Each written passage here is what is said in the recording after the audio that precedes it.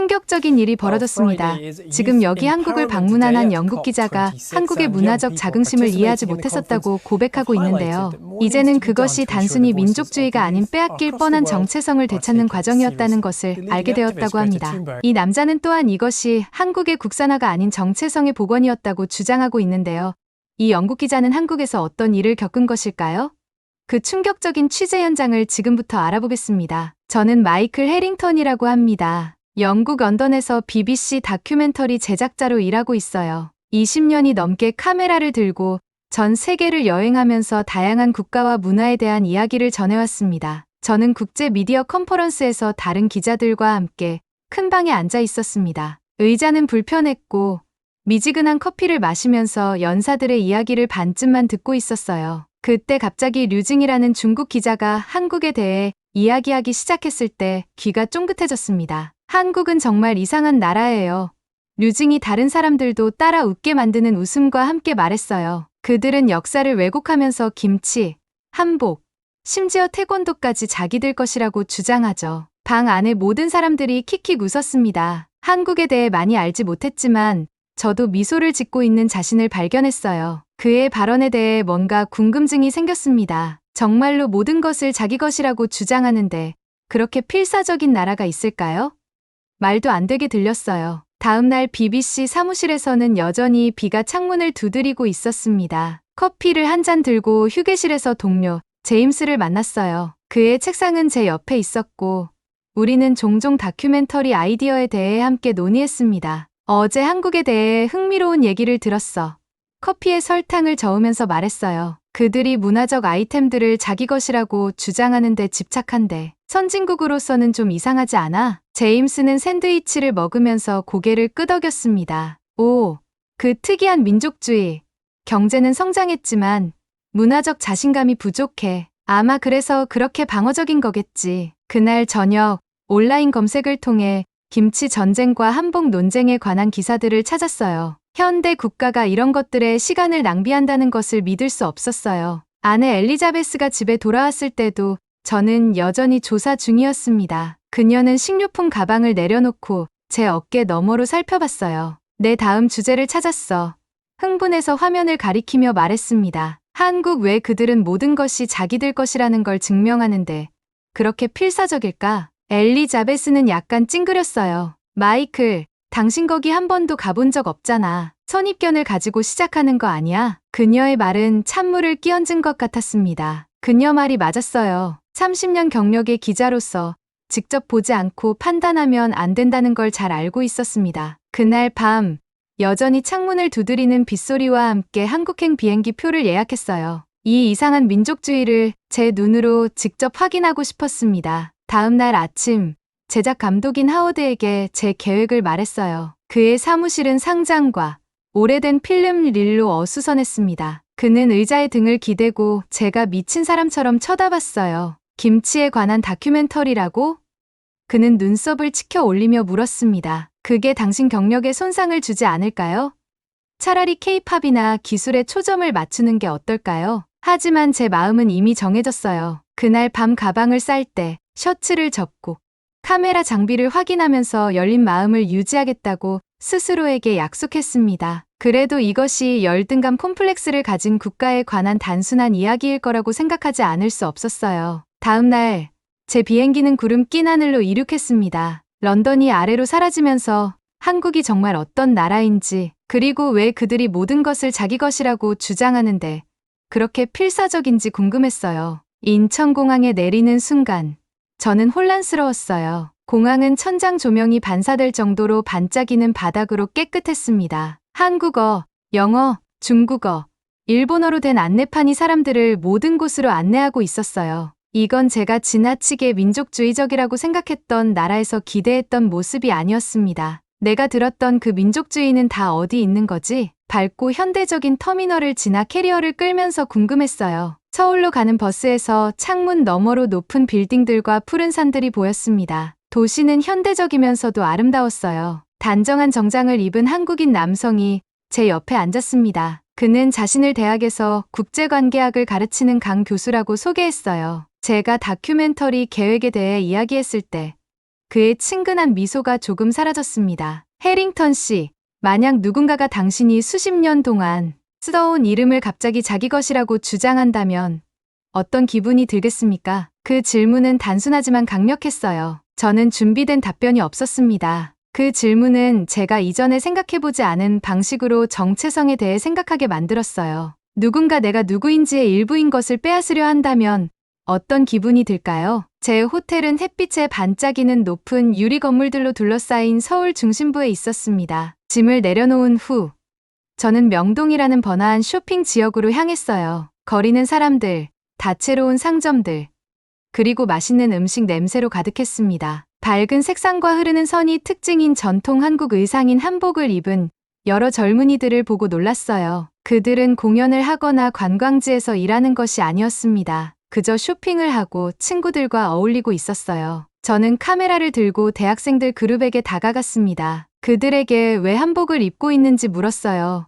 아마도 관광객들을 위한 것이라고 생각했거든요. 밝은 파란색과 분홍색 한복을 입은 젊은 여성이 저에게 미소를 지었습니다. 그녀는 단순히 좋아하기 때문에 한복을 입는다고 설명했어요. 그들 세대는 한복이 멋지다고 생각하고 전통 의상의 현대적인 버전을 입는 것을 즐긴다고 했습니다. 이건 제가 예상한 것이 아니었어요. 이 젊은이들은 그들의 문화를 강요받아 기념하는 것이 아니라 진심으로 그것을 즐기고 있었습니다. 그날 저는 아름다운 곡선, 지붕과 나무 들보에 색칠된 화려한 그림이 있는 고대 건물인 경복궁을 방문했어요. 궁전 앞에서 대여한 한복을 입고 사진을 찍는 프랑스 커플을 발견했습니다. 그들은 한국이 현대화되면서도 전통을 지켜나가는 방식을 존경한다고 말했어요. 근처 국립박물관에서는 수백 년 전으로 거슬러 올라가는 한복 디자인을 보여주는 역사적 기록들을 보았습니다. 유리 케이스에는 오늘날 사람들이 입고 있는 것과 분명히 닮은 고대 의상들이 전시되어 있었어요. 박물관은 전시물을 흥분해서 가리키며 역사에 대해 배우고 있는 아이들을 포함한 가족들로 가득 차 있었습니다. 호텔로 돌아가는 지하철에서 저는 한국계 미국인 학생인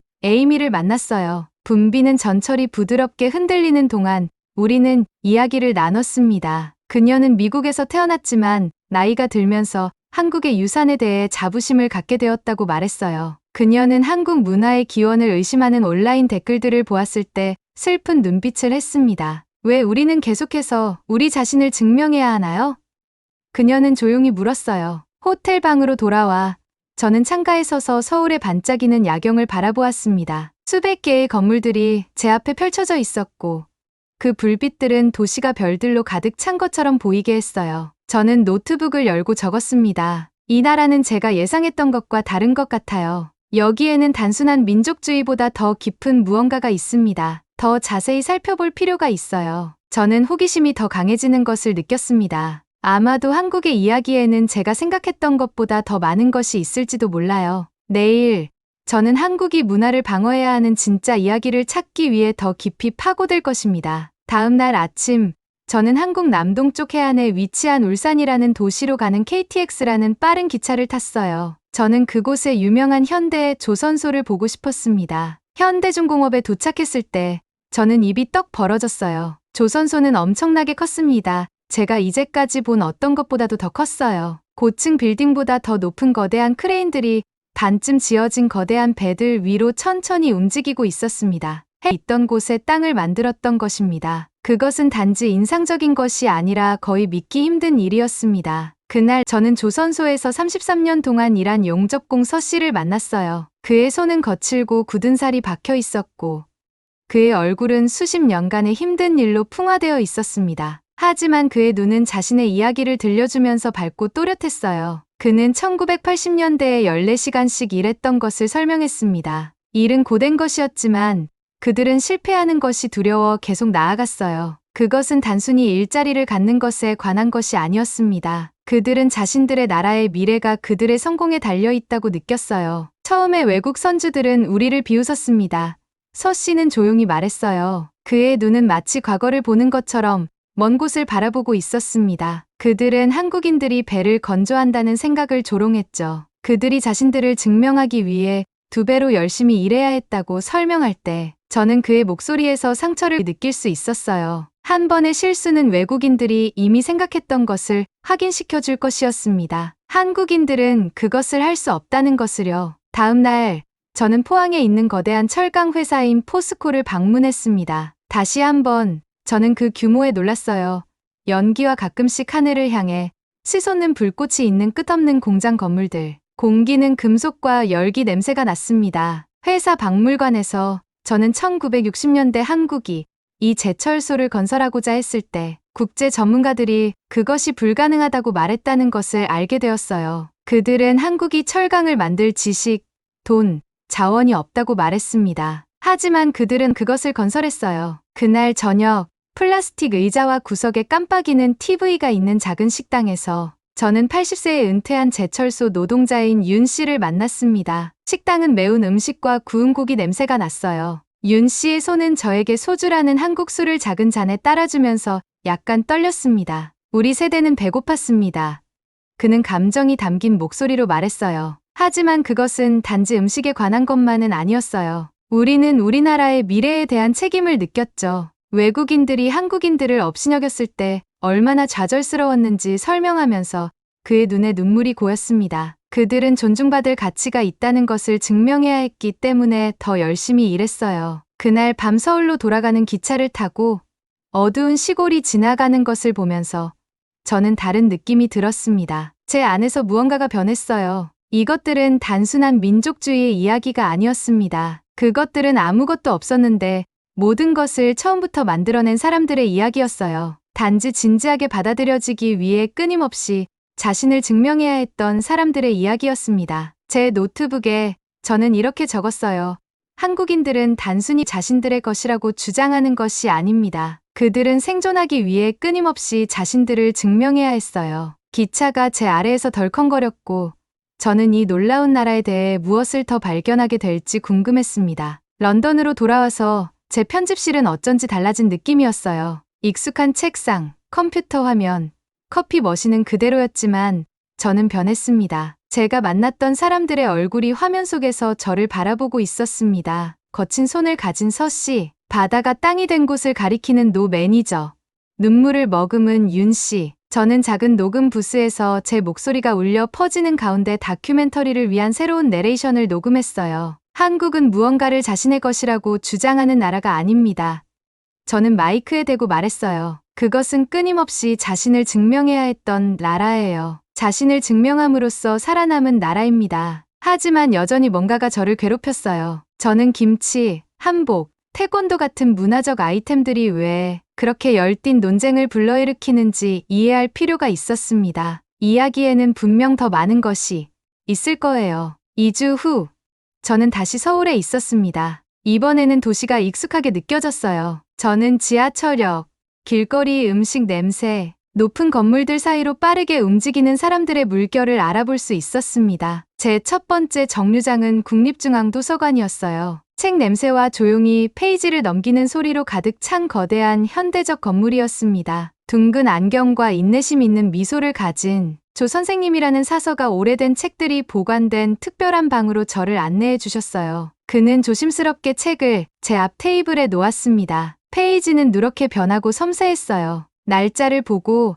저는 1809년의 김치 조리법을 보고 있다는 것을 깨달았습니다. 200년도 더 된 그 책에는 옛 한국 문자로 쓰여진 김치 만드는 상세한 지침이 있었어요. 이렇게 명확한 역사적 증거가 존재한다면 왜 김치에 대한 논쟁이 여전히 있나요? 조 선생님의 미소가 사라졌어요. 그는 중국이 동북공정이라 불리는 것을 통해 한국의 역사적 문화를 중국 역사의 일부로 주장하려고 시도해왔다고 설명했습니다. 이것은 단지 음식에 관한 것이 아니었어요. 한국 역사를 중국 역사에 흡수하려는 시도였습니다. 다음 날 국립민속박물관에서 저는 더 놀라운 것을 보았어요. 빠른 움직임과 흥분된 눈을 가진 한 박사님이라는 박물관 큐레이터가 1500년 전 한국의 왕국인 고구려의 고대 그림을 보여주셨습니다. 이 고대 벽에는 현대 한복과 놀랍도록 비슷한 복장을 입은 사람들이 있었어요. 특징적인 형태 넓은 소매, 앞으로 감싸는 형태. 외국인들이 이러한 증거에 대해 알고 있나요? 저는 제 자신의 무지함에 약간 부끄러움을 느끼며 물었어요. 한 박사님은 슬프게 고개를 저었습니다. 문제는 증거의 부족이 아니었다고 그녀는 설명했어요. 문제는 중국과 일본 같은 강력한 이웃들에 둘러싸인 한국이 역사를 통해 자신의 목소리를 들려주기 위해 고군분투했다는 것이었습니다. 그날 오후 저는 국가무술이 가르쳐지는 태권도원을 방문했어요. 넓은 체육관은 맨발이 연습용 패드를 치는 소리와 학생들이 펀치와 발차기를 하면서 외치는 소리로 울려 퍼졌습니다. 작은 아이들부터 회색 머리의 노인들까지 모든 연령대의 사람들이 다양한 색깔의 띠로 묶인 흰색 유니폼을 입고 연습하고 있었어요. 놀라운 민첩함으로 움직이는 나이 든 남성인 그랜드 마스터는 중력을 거스르는 것 같은 회전 발차기를 시연했습니다. 그는 태권도가 독특한 발차기와 철학을 가지고 있지만 일부는 여전히 그것을 단지 일본 가라테의 한 버전으로 무시한다고 설명했어요. 저는 그의 목소리에서 자부심과 상처를 모두 느낄 수 있었습니다. 분명히 한국 유산의 일부인 것을 끊임없이 방어해야 하는 피로감이었어요. 그날 저녁 낮은 나무 테이블과 종이문이 있는 전통 찻집에서 저는 최 교수님을 만났습니다. 80세의 나이에 그의 등은 약간 구부러져 있었지만 그의 정신은 날카로웠어요. 그는 한국 전통 문화 연구에 일생을 바쳤습니다. 따뜻한 차가 우리 사이의 작은 컵에서 김이 나는 가운데 그는 자신의 이야기를 나눴어요. 그의 손은 일본의 한국 점령 시기에 자라면서 겪은 일을 설명할 때 약간 떨렸습니다. 학교에서는 한국어를 금지했어요. 사람들은 한국 이름을 일본 이름으로 바꾸도록 강요받았습니다. 일본인들은 한국 문화를 완전히 지우려고 시도했어요. 우리가 가장 두려워했던 것은 그가 목소리를 낮추며 말했습니다. 우리의 정체성을 잃는 것이었어요. 나라를 잃는 것은 고통스러웠지만 우리가 누구인지 잊는 것은 더 큰 비극이었을 것입니다. 그날 밤 호텔로 돌아가는 길에 도시의 불빛이 이전에 내린 비로 인한 웅덩이에 반사되었어요. 저는 마침내 이해했습니다. 한국의 문화에 대한 강렬한 보호는 단지 자부심이나 민족주의가 아니었어요. 그것은 역사에서 거의 지워질 뻔했던 것을 보존하는 것에 관한 것이었습니다. 그것은 생존에 관한 것이었어요.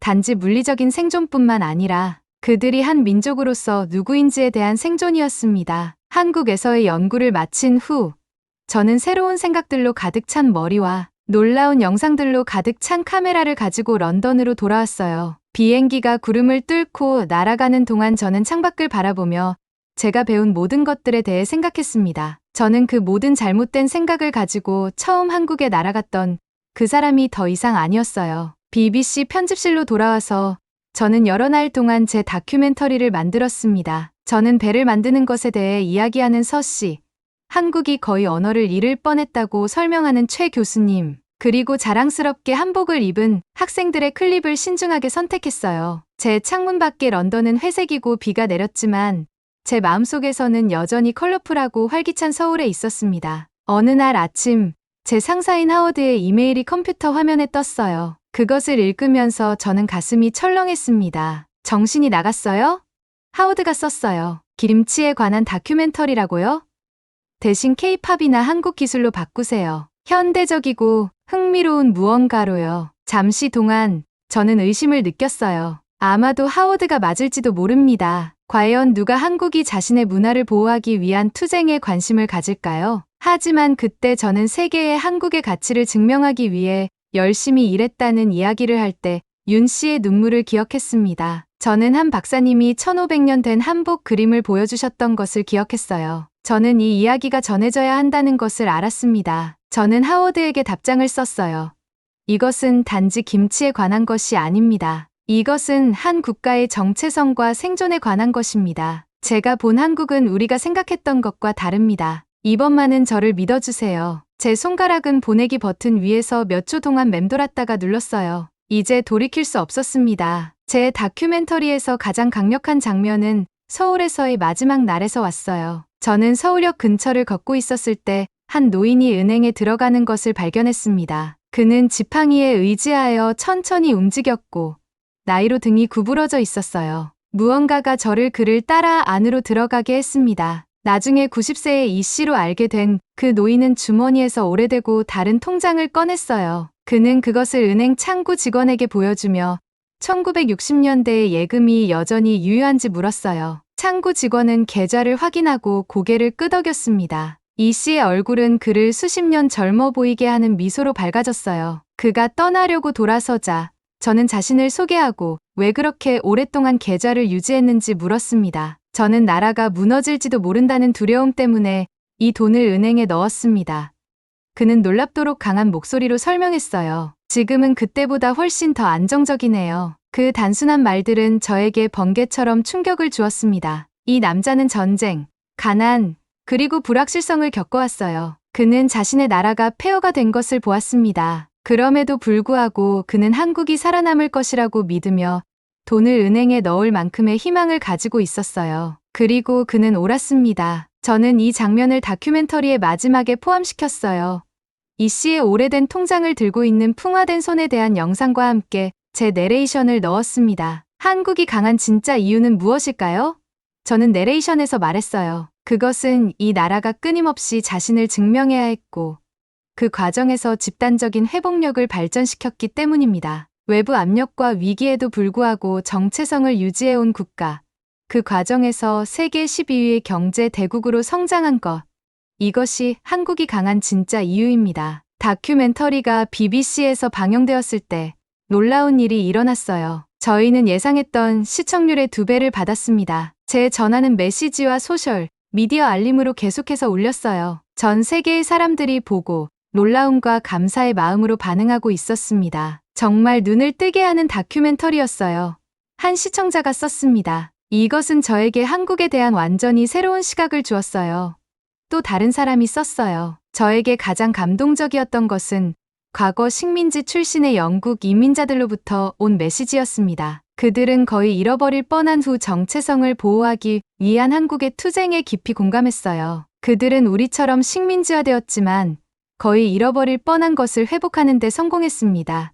한 사람이 댓글을 달았어요. 우리는 한국의 회복력으로부터 배울 것이 많습니다. 다큐멘터리는 한국어로 번역되어 한국에서도 방송되었습니다. 특히 나이 드신 한국인들이 감정적인 반응을 보내주셨어요. 많은 사람들이 외국 다큐멘터리 제작자에 의해 자국의 투쟁이 인정받는 것을 보는 것이 그들의 고난이 헛되지 않았다고 느끼게 했다고 썼습니다. 다큐멘터리가 방영된 후 한 달 뒤, 하워드가 저를 그의 사무실로 불렀어요. 저는 비판을 예상하며 긴장했습니다. 대신 그는 새로운 프로젝트를 제안하며 저를 놀라게 했어요. 당신의 한국 다큐멘터리는 우리가 예상하지 못한 방식으로 사람들에게 감동을 주었습니다.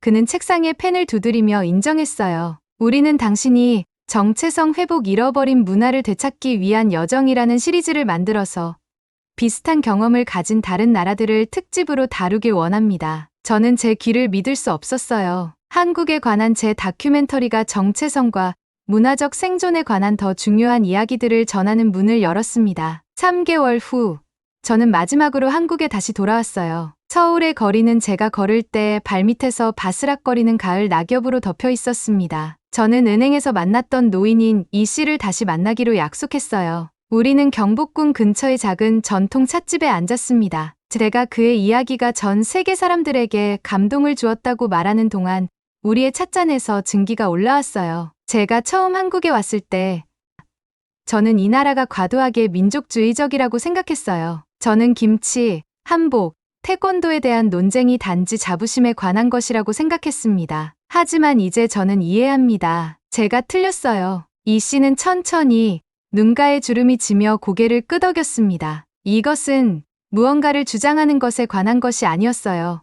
저는 계속했습니다. 이것은 정체성을 회복하는 것에 관한 것이었습니다. 이것은 거의 잃어버릴 뻔한 것을 보호하는 것에 관한 것이었어요. 한 방울의 눈물이 이 씨의 주름진 뺨을 타고 흘러내렸습니다. 당신이 그렇게 말하는 것을 듣는 것은 제 평생의 노력이 헛되지 않았다고 느끼게 해줍니다. 그날 저녁 인천공항에서 제 비행기가 이륙할 때 저는 아래로 무수한 별들처럼 퍼져 있는 도시의 불빛을 내려다보았어요. 제 여정은 저를 완전히 변화시켰습니다. 저는 민족주의에 관한 단순한 이야기를 찾아왔지만 훨씬 더 깊고 더 중요한 무언가를 발견했어요. 때로는 국가의 진정한 힘은 높은 건물이나 멋진 기술에 있지 않습니다. 그것은 당신이 누구인지 알고 전 세계가 당신을 의심할 때조차도 그 정체성을 보호하기 위해 싸우는 데서 옵니다. 그것이 한국의 이야기였고 이제 그것은 세계와 공유할 수 있는 제 특권이었습니다. 비행기가 런던의 흐린 하늘을 뚫고 내려오는 동안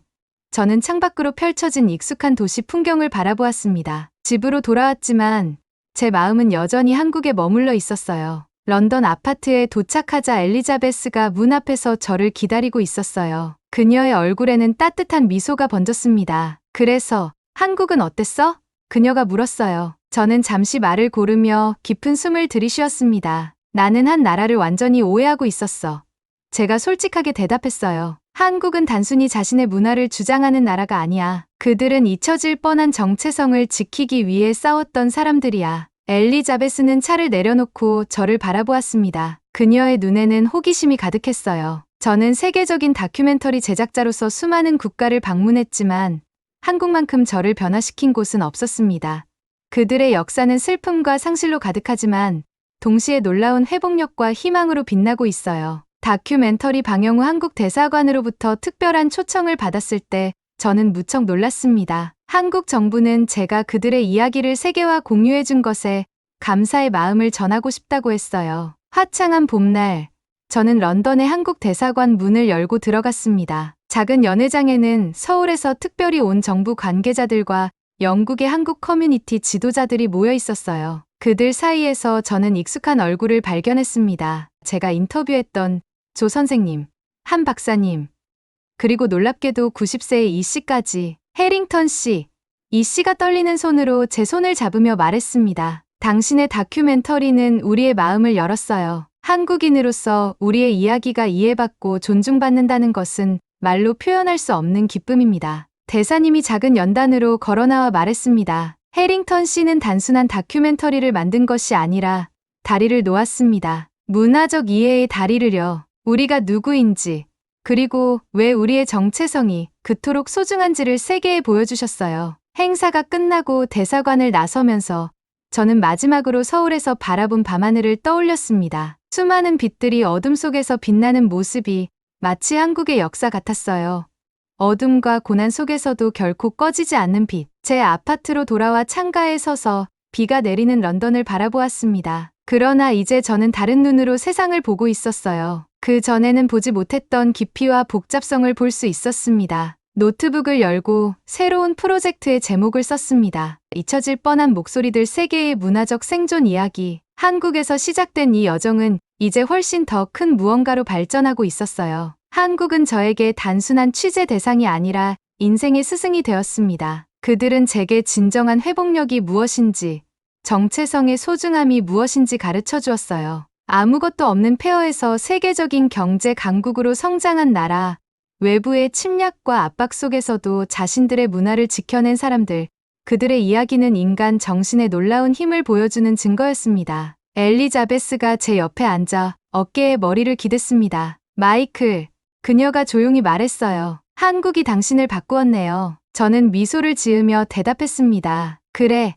완전히 바꾸었어. 한국은 내게 문화가 단순한 음식이나 옷이 아니라는 것을 가르쳐 주었어. 그것은 한 민족의 영혼이야. 그리고 때로는 그 영혼을 지키기 위해 싸워야 해. 창밖으로 비가 그치고 햇살이 구름 사이로 비치기 시작했습니다. 마치 새로운 시작을 알리는 것 같았어요. 저는 이제 한국의 이야기가 전 세계에 알려질 수 있도록 하는 특별한 사명을 가지게 되었습니다. 한 나라의 회복력과 불굴의 의지, 그리고 자신의 목소리를 지키기 위한 끊임없는 노력, 이것이야말로 진정한 강인함의 증거였습니다. 한국은 저에게 세상을 보는 새로운 눈을 주었습니다. 그리고 그 시선으로 저는 이제 더 많은 잊혀진 이야기들을 찾아 나설 준비가 되어 있었어요. 한국에서 시작된 여정은 끝이 아닌 새로운 시작이었습니다. 오늘의 사연은 여기까지입니다.